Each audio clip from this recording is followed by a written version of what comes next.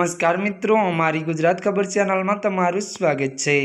મિત્રો, દેશ દુનિયાની તાજા ખબર જાણવા માટે અમારી ચેનલને મિત્રો તમે અત્યારે સબસ્ક્રાઇબ કરી દેજો।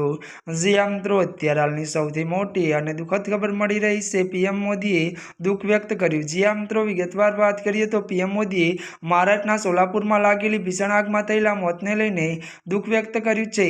તો જણાવી દઈએ કે આ ઘટનામાં 8 લોકોના મોત થયા હતા। તો પીએમ મોદીએ મૃતકના પરિવારજનોને 2 લાખ રૂપિયાની સહાય આપવાની જાહેરાત કરી છે।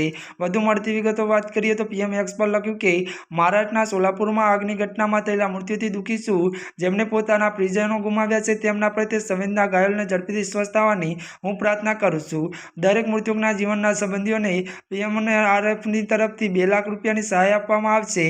તો મળતી વિગતો અનુસાર વધુ જણાવી દઈએ કે ઘાયલોને ત્યારે મિત્રો 50,000 રૂપિયા આપવામાં આવશે। જી આ મિત્રો, અત્યારની આ મોટી ખબર મળી રહી છે।